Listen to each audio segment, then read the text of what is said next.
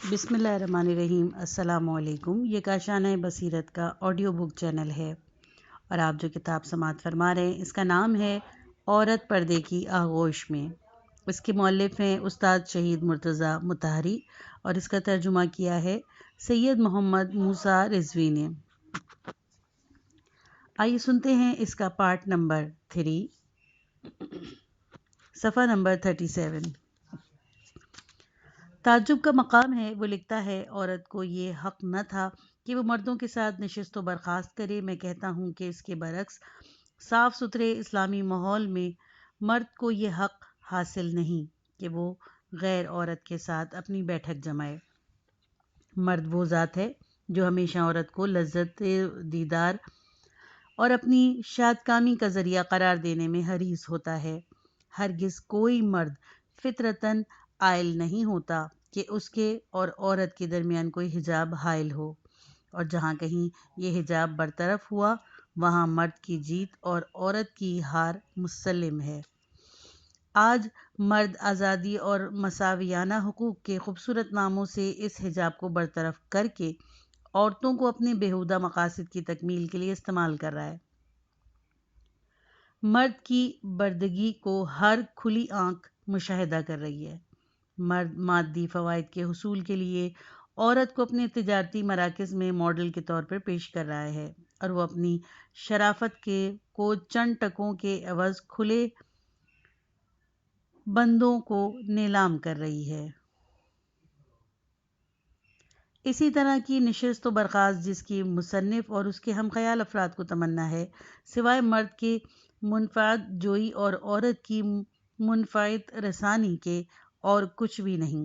سب جانتے ہیں کہ جہاں عورت سے مرد کی کوئی مادی غرض وابستہ نہ ہو، ایسے صاف ماحول کی نشست و برخاست کو اسلامی معاشرے نے کبھی ممنوع قرار نہیں دیا ہے۔ اس کتاب کے لکھنے والے نے سماجی علوم کے اعتبار سے عورت اور مرد کے باہمی تعلق کی تاریخ کو 4 ادوار میں تقسیم کیا۔ پہلا دور اس فطری اور اشتراکی مرحلے سے متعلق ہے جس میں مرد و زن بغیر کسی قید و شرائط کے آپس میں میل ملاپ رکھتے تھے۔ اس دور میں مصنف کے خیال کے مطابق بنیادی طور پر گھریلو زندگی کا تصور موجود نہیں تھا۔ دوسرا دور مرد کی حاکمیت کا دور ہے، جہاں اس کو عورت پر غلبہ حاصل تھا اور وہ اپنے آپ کو اس کا مالک سمجھتا تھا۔ اس نے عورت کو محض ایک فرما بردار کنیز کی صورت دے رکھی تھی، اور پردہ اسی دور کی یادگار ہے۔ تیسرا دور عورت کے قیام اور اعتراض کا مرحلہ ہے۔ اس مرحلے میں عورتیں مردوں کی زیادتیوں سے بیزار ہو کر ان کے مظالم کے خلاف اٹھ کھڑی ہوئیں، اور جب ان پر یہ بات واضح ہو گئی کہ مردوں کی سخت طبیعت اتنی آسانی سے ان کے حقوق کی رعایت کے لیے تیار نہیں ہوگی، تو انہوں نے اپنے حقوق کو منوانے کے لیے مردوں کے خلاف بتدریج شورش کی۔ تنظیموں کا قیام عمل میں آیا۔ نشر و اشاعت، تقریروں اور گروہ بندیوں کے ذریعے سے انہوں نے مردوں سے مقابلہ کیا۔ ضمناً جب انہیں یہ بات معلوم ہوئی کہ مردوں کی منہ زوری اس غیر صحت مندانہ تربیت کا نتیجہ ہے جو انہیں بچپن میں اور خاص طور پر لڑکوں اور لڑکیوں کے درمیان ترجیحی روش سے حاصل ہوئی ہے، تو انہوں نے تعلیم و تربیت کے عمومی نقائص کو دور کرنے کی کوشش کی۔ چوتھے دور میں عورت اور مرد کے درمیان مساویانہ حقوق کی گفتگو ہے، اور یہ صورتحال پہلے دور سے بالکل ملتی جلتی ہے۔ یہ دور 19ویں صدی کے اواخر سے شروع ہوا اور ابھی تک اسے ہمہ گیری حاصل نہیں ہوئی۔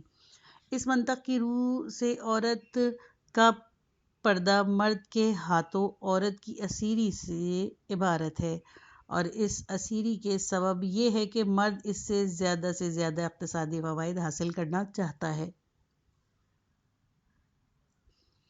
تبصرہ: ان 4 ادوار میں عورت اور مرد کے روابط کی تاریخی تقسیم اس ناکام تقلید کا نتیجہ ہے جسے کمیونزم کے پیروکاروں نے اقتصادی عوامل کو سامنے رکھتے ہوئے پیش کیا، اور یہ موضوع ان کے نزدیک تمام اجتماعی امور کا سنگ بنیاد ہے۔ ان کا کہنا ہے کہ نوع بشر کی تاریخی ادوار پہلے اشتراکی دور، ملوک الطوائفی دور اور اس طرح سرمایہ داری کمیونزم اور دوسرے اشتراکی دور سے عبارت ہیں، اور یہ دوسرا اشتراکی دور پہلے دور کے اشتراکی دور سے مکمل طور پر مشابہت رکھتا ہے۔ سابق الذکر کتاب میں عورت کی زندگی کے ادوار سے متعلق جو کچھ بھی کہا گیا ہے وہ سب اسی میں نقل ہے، مگر ایسی نقل جو کسی صورت سے ٹھیک نہیں بیٹھتی۔ ہمارے نظریے کے مطابق عورت کی زندگی میں ایسے ادوار کبھی نہیں رہے ہیں اور ان کا جو وجود بعید از مکان ہے وہی پہلا اشتراکی دور جس کا تذکرہ کیا گیا ہے سماجی علوم کی تاریخ کے اعتبار سے کسی طور پر درست نہیں۔ سماجی علوم کی تاریخ اب تک کوئی ایسی مثال نہیں پیش کر سکی جس سے وہ یہ بتا سکیں کہ نوح بشر میں کوئی ایسا دور بھی گزرا ہے جس میں گھریلو یا خاندانی زندگی کا فقدان رہا ہو۔ ہم ادوار کی اس بحث میں الجھنا نہیں چاہتے، بلکہ صرف اس دعوے پر بحث و تبصرہ کرنا چاہتے ہیں جس میں یہ کہا گیا ہے کہ مرد کی مالکیت عورت کے پردے کا سبب رہی ہے۔ ہم اس بات کو تمام اقوام میں کلی اصول کے طور پر ماننے کے لیے تیار نہیں ہیں کہ مرد گزشتہ ادوار میں عورت کے ذریعے سے منافعت سمجھتا تھا اور اس سے اقتصادی فائدے حاصل کرنا چاہتا تھا۔ زوجیت سے مربوط محبت ہرگز اس بات کی اجازت نہیں دیتی کہ مرد زبردست یہ طبقہ بن کر عورت کو زیر دست طبقے میں شمار کرے اور اس پر حکومت چلا کر اس کا استحصال کرے۔ یہ بات بالکل ایسی ہی ہے جیسے ہم یہ کہیں کہ گزشتہ ادوار میں ماں باپ ایک طبقہ بن کر دوسرے طبقے کی صورت میں اپنی اولاد پر حکومت کر کے ان کا استحصال کرتے ہیں۔ ماں باپ اور اولاد کے درمیان محبت کی زنجیر ایک ایسی انہونی بات کی مانع بنتی ہے۔ زوجین کے درمیان محبت و چاہت کی فضا پچھلے ادوار اور گزشتہ اقوام میں آج سے زیادہ رہی ہے اور عورت نے اپنے حسن و جمال قوت کشش کے ذریعے مردوں کے قلوب پر حکمرانی کی ہے اور انہیں اپنی خدمت پر مامور کیا ہے۔ مرد اپنی رضا و رغبت سے عورت کا نان و نفقہ فراہم کرتا ہے تاکہ اسے خوش اور سکھی رکھ سکے۔ اس نے عورت کو محاذ جنگ سے دور رکھ کر خود بال بچوں کی حفاظت کے لیے قیام کیا ہے، لیکن ساتھ ہی ہم اس کا انکار بھی نہیں کرتے کہ مرد نے گزشتہ ادوار میں عورتوں اور بچوں پر زیادتی نہیں کی ہے اور ان دونوں سے اقتصادی فائدے حاصل نہیں کیا۔ اس نے تو خود اپنے آپ پر بھی ظلم کیا۔ مرد نے استحصال اور منافعت جوئی سے نہیں بلکہ اپنی جہالت اور بیجا تعصب کے سبب اپنے آپ پر بھی ظلم کیا اور اپنے بال بچوں پر بھی۔ اس نے اقتصادی اعتبار سے عورت کی خدمت بھی کی ہے اور اس سے اقتصادی فائدہ بھی حاصل کیا ہے۔ جب کبھی مرد کی طبیعت میں خشونت پیدا ہوئی، عشق و محبت کا زور اس کے وجود میں کمزور پڑ گیا اور اس نے عورت کو اقتصادی آلہ کار سمجھ کر اس سے فائدہ اٹھایا، لیکن ہم اس کو 19ویں صدی سے قبل کے معاشروں پر محیط کا ایک کلیہ قرار نہیں دے سکتے۔ عورت کے حقوق کی پامالی، اس کا استحصال اور اس پر ظلم و زیادتی فقط 19ویں صدی سے پہلے کے دور ہی تک منحصر نہیں۔ 19ویں اور 20ویں صدی میں بھی عورت کے حقوق گزشتہ سے کچھ کم پامال نہیں ہوئے، البتہ جیسا کہ ہم جانتے ہیں کہ صدی کی خصوصیات میں یہ بات شامل ہے کہ اب اس پر منطقی دلائل کا ایک پردہ ڈال دیا گیا ہے۔ ہمارا موضوع گفتگو اسلام ہے۔ آخر اسلام نے اپنے احکامات میں پردے کی ضرورت کو کیوں محسوس کرتا ہے؟ کیا وہ عورت کو اقتصادی اعتبار سے مرد کی خدمت میں حاضر کرنا چاہتا ہے؟ ظاہر ہے کہ اسلام میں پردے کا یہ مقصد نہیں ہے۔ اسلام نے کبھی یہ نہیں چاہا کہ مرد عورت سے اقتصادی فوائد حاصل کرے، بلکہ اس نے سختی سے اس کی مخالفت کی ہے۔ اسلام نے قطعی طور پر یہ ناقابل تردید اعلان کیا ہے کہ مرد کو کسی عنوان سے بھی عورت سے اقتصادی استفادے کا حق حاصل نہیں ہے۔ یہ مسئلہ کہ عورت اقتصادی آزادی کی حامل ہے، اسلام کے قطعی مسلمات میں سے ہے۔ عورت کا کام اسلام کے نقطہ نظر سے خود اس سے وابستہ ہے۔ عورت اگر چاہے تو گھر میں سونپے جانے والے کام کو بلا معاوضہ نیک عملی کی صورت میں انجام دیتی ہے، اور اگر نہ چاہے تو مرد کو یہ حق نہیں پہنچتا کہ وہ اسے مجبور کرے، یہاں تک کہ وہ دودھ پلائی کے مسئلے میں بھی باوجود اس کے کہ یہ عمل زوجہ کے فرائض میں شامل ہے، تاہم یہ فرض اس کے حق کی اجرت کو ساقط نہیں کرتا۔ یعنی اگر زوجہ بالفرض 1,000 روپے کے عوض اپنے فرزند کو دودھ پلانا چاہتی ہے اور ایک غیر عورت بھی اس کام کے لیے اتنا ہی معاوضے کی طلبگار ہے تو باپ پر لازم ہے کہ وہ اپنی زوجہ کو مقدم رکھے۔ فقط اس صورت میں باپ بچے کو دایا کے سپرد کر سکتا ہے جب اس کی زوجہ دایا سے زیادہ رقم کا مطالبہ کرے۔ عورت اپنے لیے ہر کام کا انتخاب کر سکتی ہے مگر یہ کہ وہ کام گھر کے نظام اور ازدواجی حقوق پر اثر انداز نہ ہوں۔ پھر اس سے حاصل ہونے والی آمدنی بھی مطلق طور پر خود اس کی اپنی ذات سے متعلق ہوگی۔ اگر اسلام میں پردہ عورت کے اقتصادی استحصال سے عبارت تھا تو وہ عورت کو مرد کی بیگار کے لیے مقرر کرتا ہے۔ یہ بات قطعاً معقول نہیں ہے۔ ایک طرف تو وہ عورت کی اقتصادی آزادی کا قائل ہو اور دوسری طرف پردے کو اس کے استحصال کے لیے وضع کرے، پس اسلام کا ہرگز یہ منشا نہیں تھا۔ حسابات مرد۔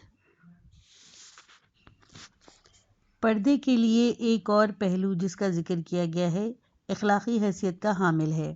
یہاں بھی سابقہ نظریے کی طرح پردے کے وجود میں آنے کے سبب کو مرد کا تسلط اور عورت کی مجبوری سے تعبیر کیا گیا ہے، مگر اس فرق کے ساتھ یہاں مرد کی تسلط یابی کے لیے اقتصادی پہلو کے بجائے اخلاقی پہلو کو مد نظر رکھا گیا اور کہا گیا ہے کہ مرد کا عورت کو یوں اسیر بنا کر رکھنے کا سبب یہ ہے کہ اس میں دوسرے مردوں کے لیے حسد اور خود غرضی کا عنصر پایا جاتا ہے۔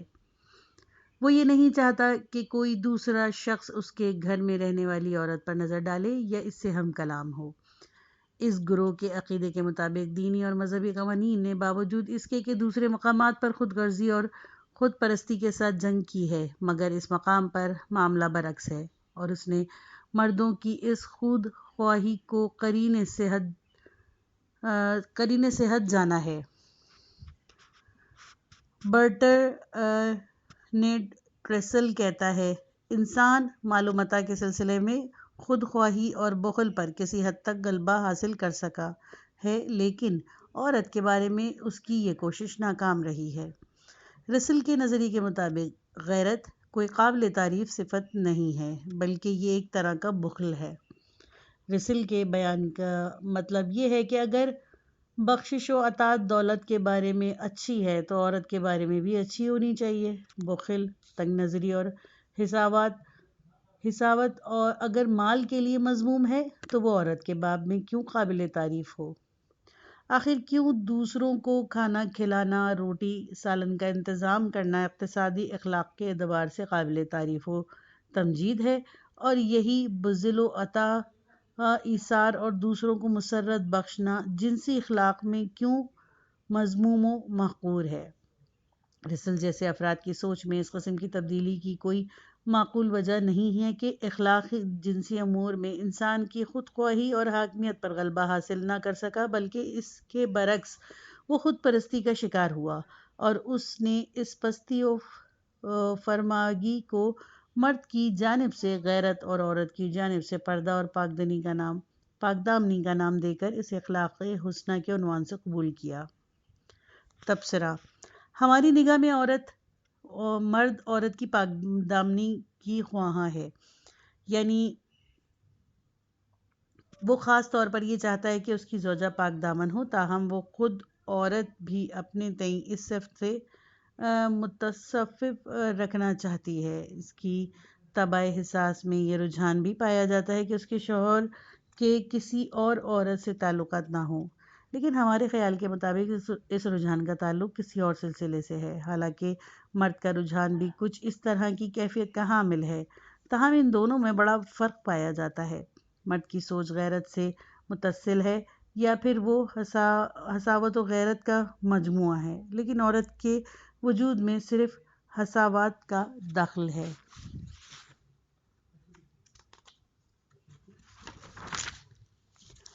ہم فی الحال مرد میں پاک دامنی کی ضرورت اور میاں بیوی کے درمیان اس ضرورت کی اہمیت کے بارے میں گفتگو کرنا نہیں چاہتے۔ ہماری گفتگو فی الحال مرد میں پائے جانے والے اس احساس سے متعلق ہے جسے غیرت کہا جاتا ہے۔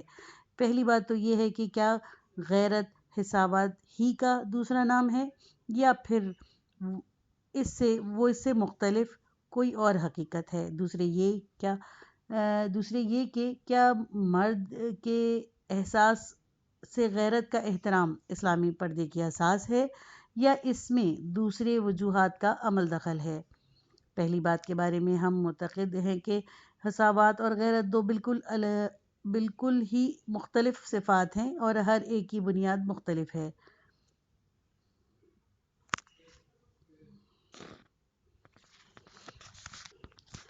حسادت خود خواہی اور ذاتی احساسات و جذبات کی پیداوار ہے، لیکن غیرت صنفی اور اجتماعی احساس کا موقع ہے اور اس کی افادیت اور اس کا رخ ہمیشہ دوسروں کی طرف ہوتا ہے۔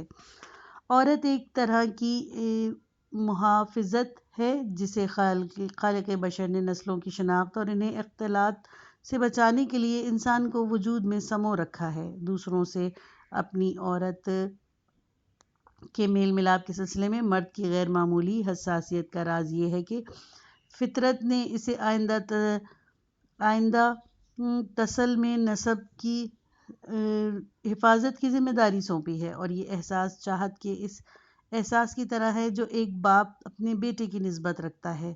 سب جانتے ہیں کہ اولاد کے سلسلے میں ماں باپ کو کتنے دکھوں اور کتنے اخراجات کا بار اٹھانا پڑتا ہے۔ اگر انسان میں اپنی اولاد کے لیے غیر معمولی حد تک محبت و چاہت کا جذبہ نہ ہوتا تو وہ کبھی بھی توالد التناسل اور حفاظت نسل کے لیے اقدام نہ کرتا۔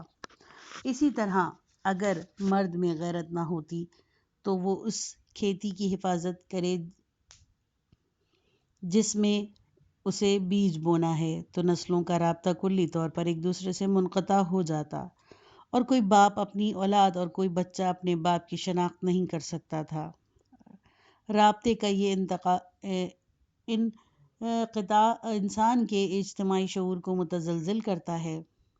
خود خواہی کے خلاف برسر پیکار ہونے کے لیے انسان کو غیرت سے کنارہ کش ہونے کی رائے دینا بالکل ایسا ہی ہے جیسا یہ کہا جائے کہ اولاد سے رغبت کے جذبے کو بلکہ کلی طور پر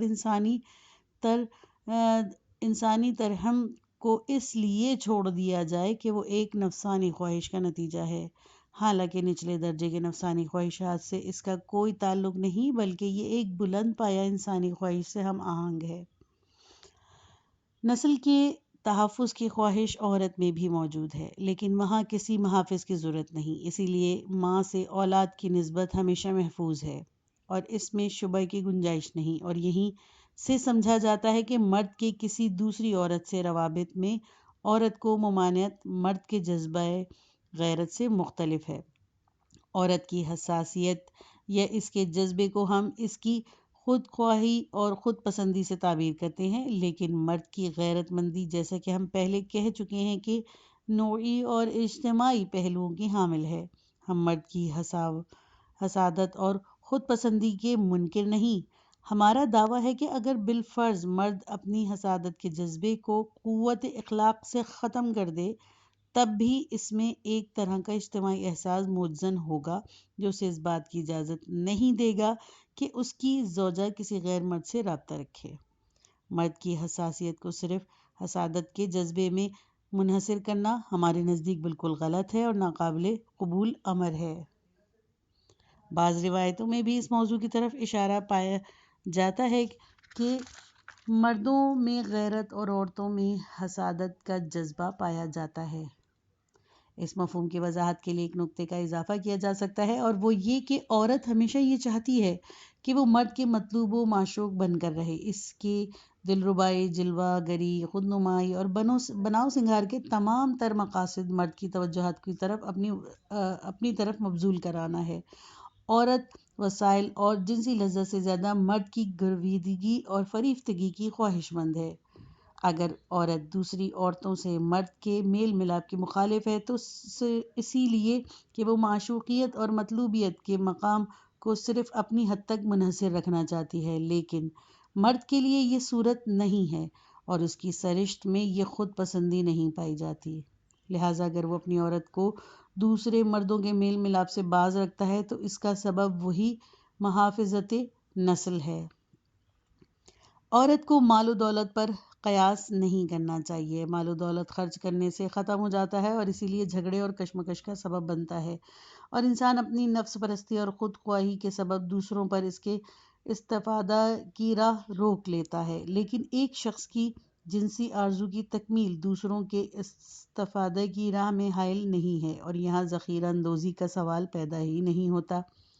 انسان کی یہ کیفیت کہ وہ جتنا شہوتوں کے گرداب میں اتر جائے گا، اخلاق، تقویٰ اور عفاف کی فضیلتیں اس سے کم ہوتی جائیں گی۔ غیرت کا احساس اس میں کمزور پڑتا جائے گا۔ لذت پرست افراد کو اس بات سے تکلیف نہیں پہنچتی کہ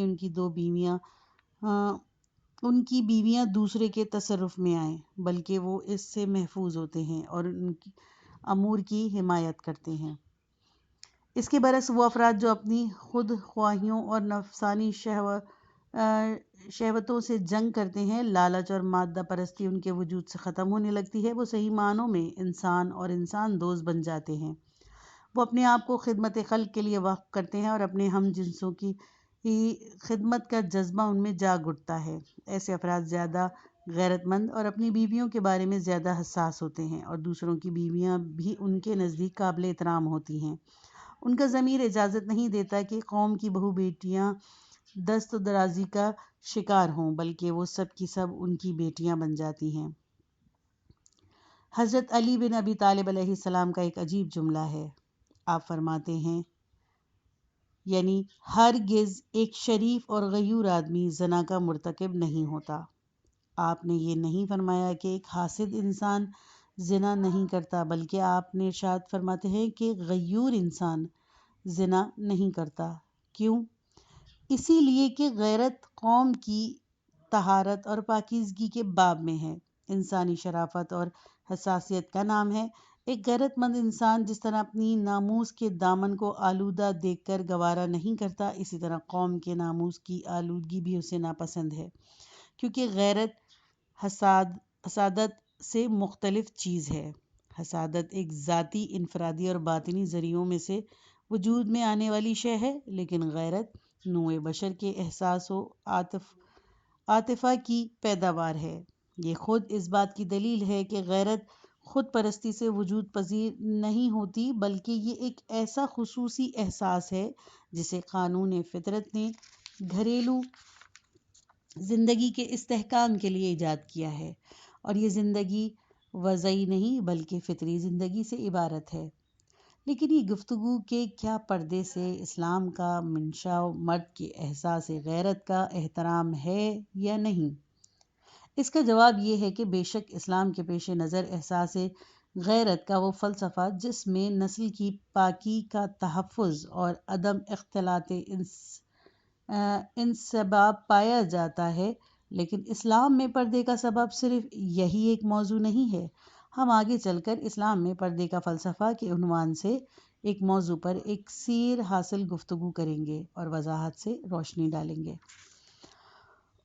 عورت کے مخصوص ایام۔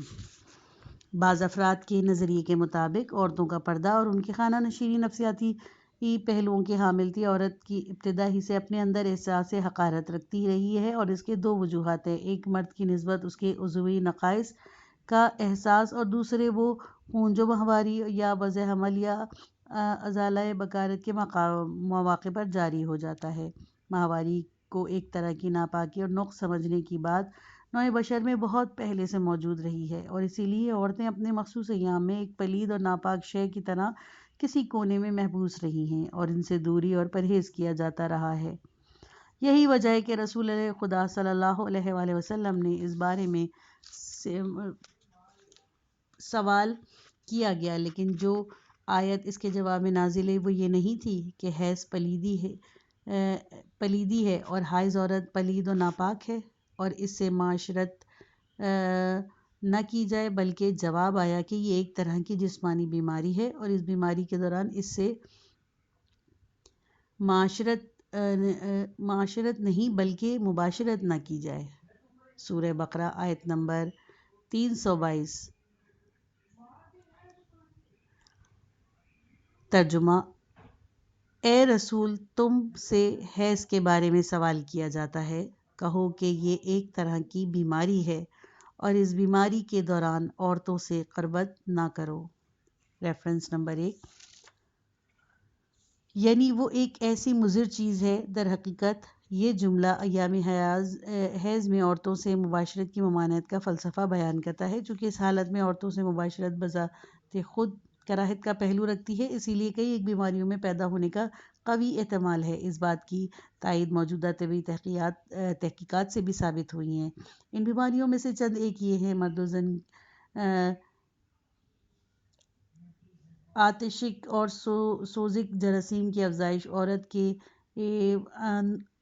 اندام انہانی میں حرارت کے غیر ضروری اضافہ، اور ایسی دیگر کیفیات جن کا تذکرہ طبی کتابوں میں پایا جاتا ہے۔ یہی وجہ ہے کہ اتباع عام طور پر حائض عورتوں کے ساتھ مباشرت کرنے سے منع کیا جاتا ہے۔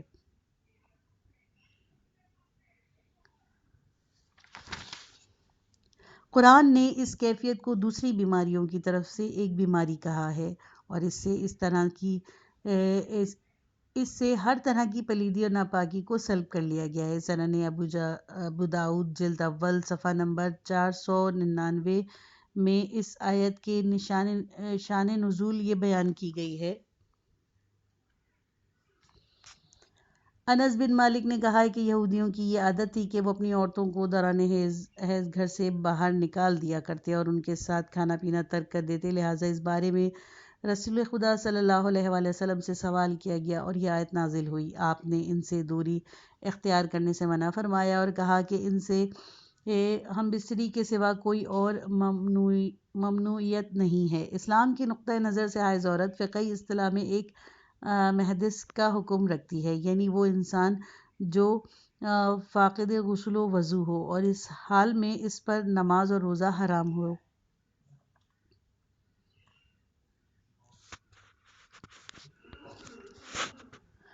حدث ایک ایسی ناپاکی ہے جو طہارت یعنی کہ وضو یا غسل سے دور ہو جاتی ہے۔ اس اعتبار سے ہم حیض کو بھی پیشاب کی طرح پلید سمجھ سکتے ہیں، لیکن اس طرح کی پلیدی یا ناپاکی کہ اولاً تو صرف عورت سے مخصوص نہیں ہے اور ثانیاً یہ کہ وہ غسل اور وضو سے دور ہو جاتی ہے۔ زرتشتیوں اور یہودیوں میں حائض عورت کے ساتھ ایک ایسی ناپاک اور پلید شے کا طرح کا سلوک کیا جاتا ہے جو کہ انتہائی قابل نفرت ہے۔ اس طرز عمل نے عورت اور مردوں دونوں میں اس احساس کو پیدا کیا کہ عورت ایک پست اور ناپاک ذات ہے۔ خاص طور پر عورت اس حالت میں اپنے اندر احساس شرم و نقص محسوس کرتی اور لوگوں کی نظروں میں اپنے آپ کو چھپائے رکھتی۔